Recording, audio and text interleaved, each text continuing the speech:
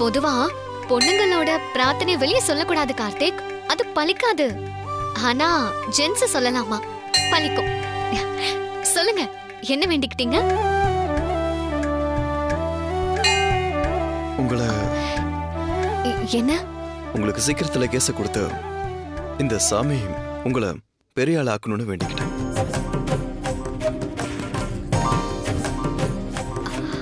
அவ்வளவுதானா? இவ்வளவு பெரிய வேண்டுதல வேண்டியிருக்கேன். இது நீங்க சாதாரணமா அவ்வளவுதானு சொல்றீங்க? இல்ல கார்த்திக், நான் வேற நினைச்சேன். வேறனா என்ன நினைச்சீங்க? இல்ல, சீக்கிரமே உனக்கு கல்யாணம் ஆகணும், ஒரு நல்ல பொண்ணு உனக்கு வைஃபா அமையணும்னு நீ வேண்டியிருப்பேன்னு நினைச்சேன். என்னால இப்ப என் கல்யாணத்தை பத்திலாம் யோசிக்கவே முடியாதுங்க. ஏதாச்சும் ஒரு பொண்ணு என்கிட்ட வந்து, டே கார்த்தி, எனக்கு உன்னை ரொம்ப பிடிச்சிருக்கு, என்ன கல்யாணம் பண்ணிக்கிற இடம்னு கேட்டா அதை பத்தி யோசிக்கலாம்.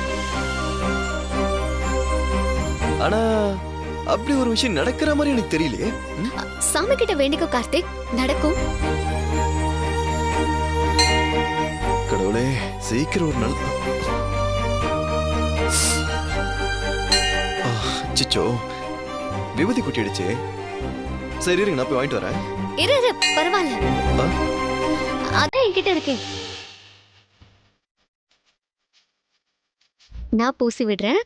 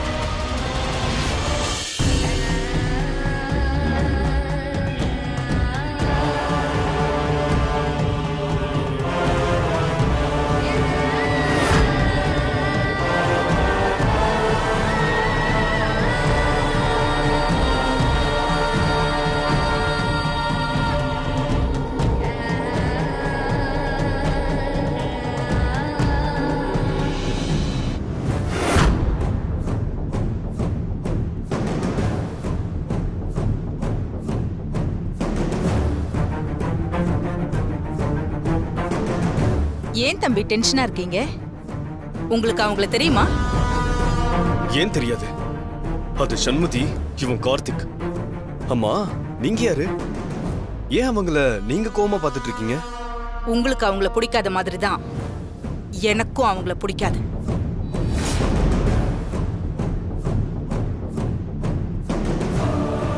அவங்கள பார்த்தாலே எனக்கு சுத்தமா பிடிக்காது. எனக்கும் பிடிக்காது. என்னங்க அவங்க? என்ன கல்யாணம் பண்ணிக்க வேண்டியவ திடீர்னு இவ எங்க இருந்தும் வந்து உள்ள பூந்து கன்ஃபியூஸ் பண்ணிட்டான். அப்படியா? நீங்க கவலைப்படாதீங்க. உங்க பேரு? ஐம் ஷாம். ஷாம். இதெல்லாம் பார்த்து நீங்க ஒன்னும் டென்ஷன் ஆக வேண்டாம். நீங்க ஆசைப்பட்ட மாதிரி உங்க சண்மதி உங்களுக்கு தான். நடுவுல வந்த அந்த கார்த்திக்க நம்ம விரட்டி அடிச்சிடலாம்.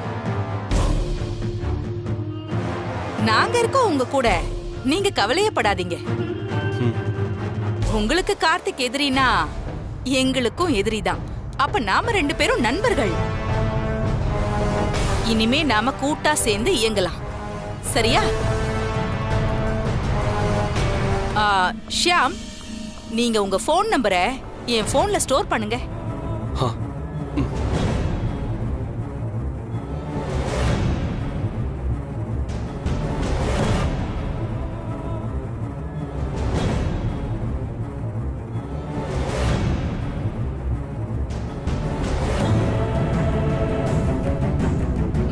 ஓகே ஷியாம், நல்ல நேரமா பார்த்து நான் உங்களுக்கு ஃபோன் பண்றேன்.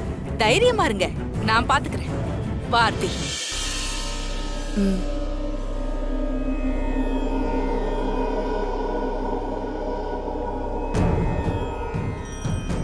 அம்மா, நம்ம யாருன்னு ஏமா அவன்கிட்ட சொல்லவே இல்ல? முதல்ல அவன் யாருன்னு நமக்கு தெரிஞ்சாகணும் ஆர்த்தி. அதுக்கப்புறம் நேரம் பார்த்து மெதுவா காய நகர்த்தணும்.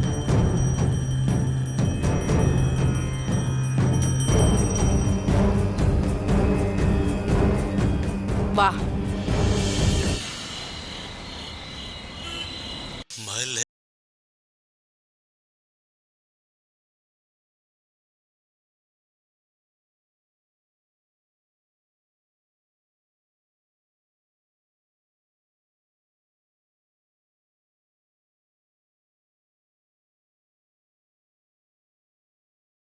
ராஜிமா, சாப்பிட்டீங்களா? அவங்க எப்படி நம்ம வீட்ல சாப்பிடுவாங்க? பசிக்கலன்னு சொல்லுவாங்க, அப்புறம் வீட்டுக்கு போய் சமைக்கணும்னு சொல்லுவாங்க. அவங்க சொல்றது உண்மைதானே சண்மதி? அவங்க எப்பவுமே உண்மையா இருக்கிறதுனால தான் எனக்கு அவங்கள ரொம்ப பிடிச்சிருக்கு. என்ன ராஜிமா ஷாக் ஆகுறீங்க? என்கிட்ட எதுவும் போய் சொல்லிருக்கீங்களா? சும்மா இரு. வீட்டுக்கு போறவங்கள நிறுத்தி வச்சு எதுக்கு வம்பு பண்ணிட்டு இருக்க? ராஜிமா, நீங்க போயிட்டு வாங்க. நாளைக்கு ஒரு நாள் லீவ் வேணும். லீவா? அக்ரிமெண்ட்ல வீக் டேஸ்ல லீவ் எடுக்க கூடாதுன்னு போட்டிருக்கேன். ஏய், என்னடி உளறிட்டு இருக்க? சும்மா ஜாலிக்குமா. ராஜிமா, நீங்க வரலன்னா ஒரு நாள் நான் உங்களை பார்க்காம எப்படி இருப்பேன்? ராஜிமாக்கு முக்கியமான வேலை இருக்கும், இல்லனா அவங்க லீவ் கேட்க மாட்டாங்கல்ல? ஆமா, நாளைக்கு என் பையனுக்கு பர்த்டே. வருஷம் கடும்பாடி மாறி சின்னம்மன் கோவில்ல ஆடி மாசம் கூழ் ஊத்துவேன், பூஜை பண்ணுவேன். அதான். தாராளமா போயிட்டு வாங்க. அப்போ கோவிலுக்கு வந்து உங்களை பார்க்கலாம்ல ராஜிமா? என்ன மறுபடியும் ஷாக் ஆயிட்டீங்க? என்ன அப்ப பர்த்டே ஃபங்க்ஷனுக்கு கூப்பிட மாட்டீங்களா? அது ஃபங்க்ஷன் எல்லாம் ஒன்றும் இல்லை.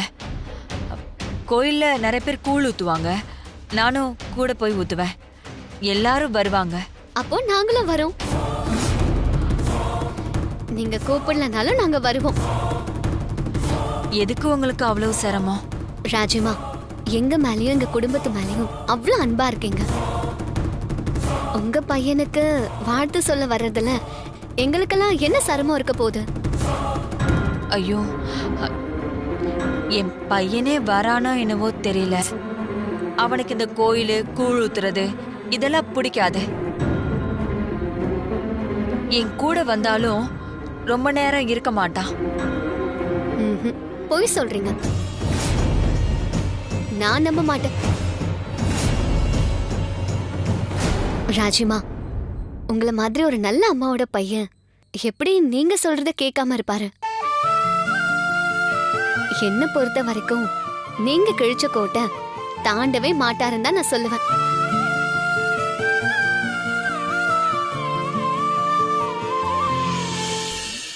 நீ சொல்றது உண்மைதான். இந்த கோயில் விஷயத்துல அவனுக்கு கூட்டனாலே ஒருவித அலர்ஜி. சில பேர் அப்படிதான் சண்மதி. அதுக்காக அவங்களுக்கு பக்தி இருக்காது, சாமி பிடிக்காதுன்னா அர்த்தம் இல்லை. ராஜிமா, உங்களோட பையனை ஒரு நாள் வீட்டுக்கு கூட்டிட்டு வாங்க. கண்டிப்பா. நானும் என் பையனும் நிச்சயமா ஒரு நாள் ஒரு நல்ல விஷயத்துக்காக உங்க வீட்டுக்கு வருவோம். சந்தோஷம் ராஜிமா. அப்போ நான் வரேம்மா. சரி, வரேங்கய்யா. வரேன் சண்மதி. உங்க பேச்சின் அக்கா. வரேன்.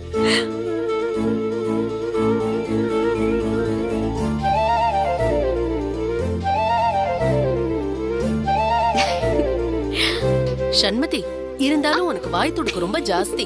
இப்படியா பேசுறது? சும்மாரு. ஏ சண்மதி, அந்த அம்மாவுக்கு நம்ம வர்றதுல விருப்பம் இல்ல போல இருக்கு. நீயே சண்மதி திரும்ப திரும்ப வரேன்னு சொல்லிட்டு இருக்க.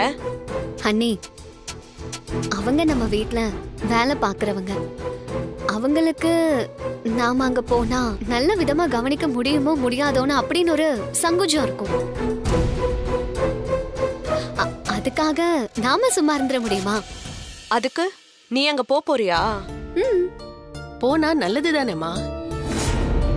அருண் அந்த அம்மா போலீஸ் ஸ்டேஷன்ல இருந்து வெளியே கூட்டிட்டு வந்ததுல இருந்து பேங்க்ல திருடினவங்க கிட்ட இருந்து பணத்தை ரெக்கவர் பண்ணி அருண் மேல எந்த தப்பும் இல்லைன்னு அவங்க சீனியர் மேனேஜர் பாராட்டின வரைக்கும் காரணமா இருந்திருக்காங்க.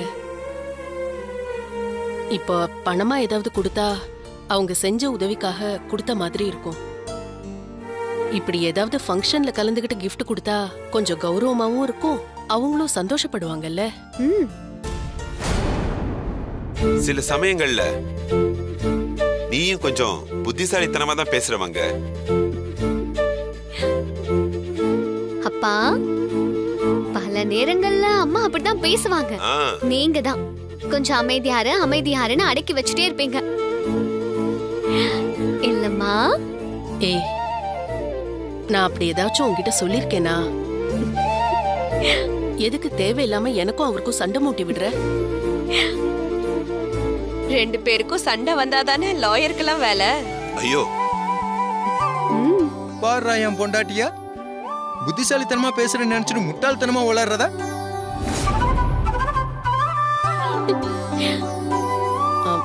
சண்மதி, நீ வெளியே போயிட்டு வரும்போது கிஃப்ட் ஏதாவது வாங்கிட்டு வந்துடுறியா? என்ன வாங்கலாமா? Dress? ஆனா Dress சைஸ் தெரியாதே, அவங்க கிட்ட கேட்கவும் முடியாது. வாட்ச் இல்லனா போன். ஒண்ணு செய்வோம், தங்கத்துல ஏதாவது கொடுத்துடலாம். அப்போ அந்த பையனும் போட்டுக்கிற மாதிரி அம்மாவும் போட்டுக்கிற மாதிரி ஏதாவது ஒண்ணு பொதுவா வாங்கி கொடுக்கலாம்ல? அப்போ ரிங் வாங்கலாமா? சைஸ் இடிக்குமே. ஆமால. சண்மதி, பேசாம ஒரு செயின் வாங்கிடலாம். 1 பவுன்ல. வீட்ல 1 பவுன் காயின் இருக்கு, அத கொடுத்துட்டு செயின் வாங்கிடலாம். ஓகே. அத்தை, வீட்ல வேலை பாக்குறவங்களோட பையனுக்கு எதுக்கு 1 பவுன்ல செயின்? இது ரொம்ப ஓவரா இருக்கு. ஏன் இப்படி நன்றி மறந்து பேசுற? நான் தான் சொன்னேன்ல, அந்த அம்மா உதவி செய்யாட்டி அருணோட நிலைமை கொஞ்சம் யோசிச்சு பாரு. என்ன இருந்தாலும் வேலைக்காரங்களுக்கு. அண்ணி, அவங்க வேலைக்காரங்களோ இல்ல சமையல்காரங்களோ, என்ன பொறுத்த வரைக்கும் எனக்கும் இந்த குடும்பத்துக்கும் கிடைச்சிருக்கிற ஒரு புது உறவு. நம்ம எல்லாரும் நாளைக்கு அங்க போறோம். Good night. Good night. Good night. Good night. நான் குட் நைட். போய் தூங்கு.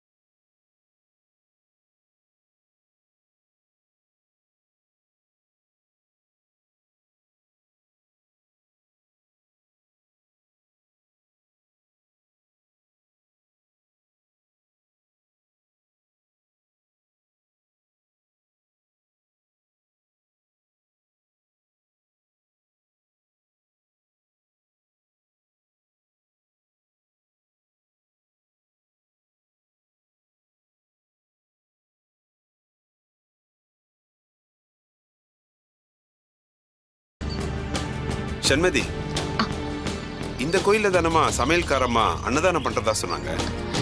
ஆமா. ஆனா அவங்க யாரும் இங்க இருக்கிற மாதிரி தெரியலையேம்மா. எங்க அவங்க உள்ள ஏதாவது பூஜையில இருப்பாங்க. ஓ, வாங்க உள்ள தேடி பாப்போம்.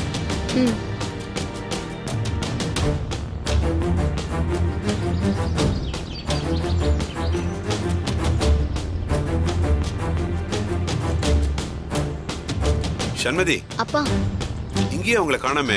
இருங்கப்பா, ஒரு நிமிஷம் கேட்கலாம். சாமி, சொல்லுங்கம்மா. ராஜேஸ்வரிங்கிற பேர்ல இன்னைக்கு யாராச்சும் அன்னதானம் போட ஏற்பாடு பண்ணிருக்காங்களா? அப்படிங்களா? அப்படி யாரும் இங்க வரலீங்களே.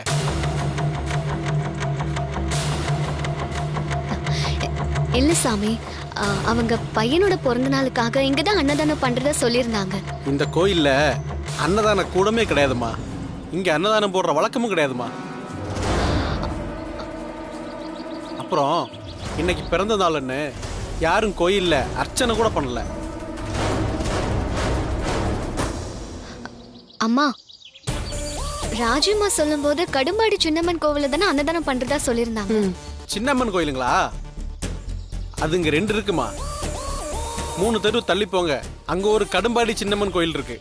நீங்க தேடி வந்த கோயில் எனக்கு என்னமோ அதுவா தான் இருக்கணும். இருக்கலாம் சாமி.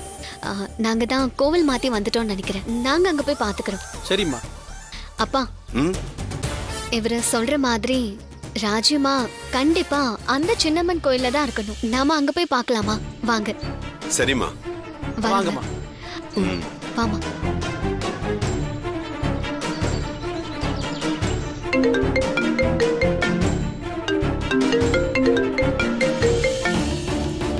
ஹலோ. ஆமாங்க, நாங்கள் கோவிலில் தான் இருக்கோம். சரிங்க, வரேன். யார் கார்த்திக்? அன்னதானத்துக்கான பொருள்லாம் எங்கே இருக்குன்னு தெரியலையா? அதான் சமையல்காரங்க எங்கே இருக்குன்னு கேட்குறாங்க. நீங்கள் இங்கே இருங்க, நான் போய் எடுத்து கொடுத்துட்டு வந்துடுறேன். சரி, போயிட்டு வா. வானதி நம்மளை விட்டு போனதுக்கு அப்புறமா நம்ம வீட்டில் நடக்கிற முதல் சந்தோஷமான விஷயம் எதுனா அது இதுதான். கடந்த 2 வருஷத்துல கார்த்திக்குடைய பிறந்தனால நாமளும் விமர்சையா கொண்டாடவே இல்லை. அவனும் அது கொண்டாடுற நிலைமையிலே இல்லை. நமக்கு இருந்த கஷ்டத்துல இருந்து நம்ம மீண்டு இன்னைக்கு ஏதோ சின்ன சந்தோஷத்தோடயோ நிம்மதியோட இருக்கிறோம்னா அதுக்கு காரணமே சண்மதி தான். அவளுக்கு நாம எப்படி நன்றி சொல்ல போறோன்னே தெரியல. என்ன சம்மதி நீங்க வருங்கால மருமகளை போய் ஏதோ 3வது மனுஷங்களை மாதிரி நன்றி சொல்லணும் அது இதுன்னு பெரிய வார்த்தையெல்லாம் பேசுறீங்க.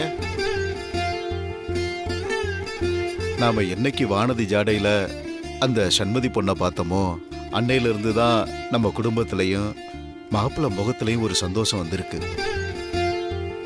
சீக்கிரமே அந்த சண்மதி அவருக்கு மனைவி ஆகணும். இதே மாதிரி மாப்பிள்ளை என்னைக்குமே நிம்மதியோடையும் சந்தோஷத்தோடையும் இருக்கணும். உங்க வாக்கு அப்படியே பழிக்கட்டும்னே.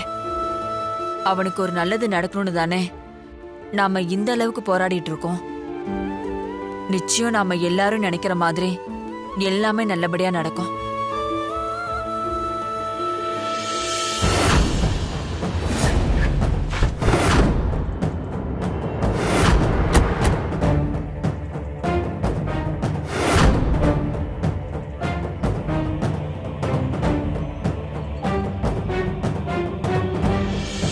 உச்சிக்கால பூஜை முடிஞ்சதும் அன்னதானத்தை ஆரம்பிக்கணும். நான் போய் பூஜைக்கு எல்லாம் ரெடி ஆயிடுச்சான்னு பாக்குறேன். நீங்க 2 பேரும் போய் அன்னதானத்துக்கான ஏற்பாடெல்லாம் கவனிச்சுக்கிறீங்களா? சரி ராஜி, நாங்க பாத்துக்கிறோம்.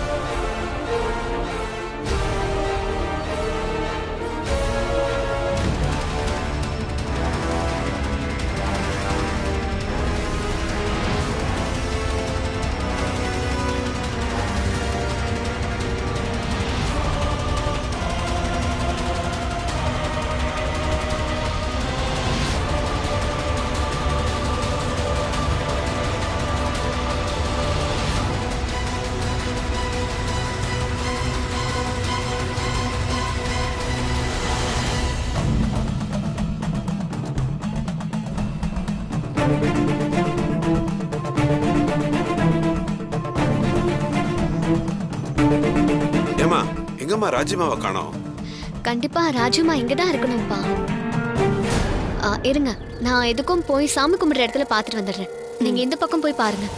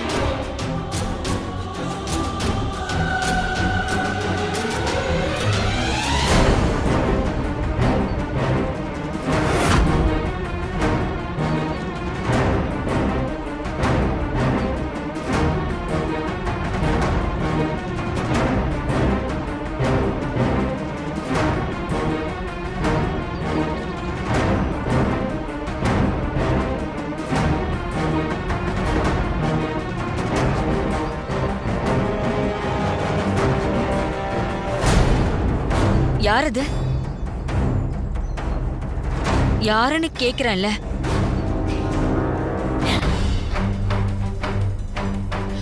சொல்லுங்க, யாரு? ராஜிமா,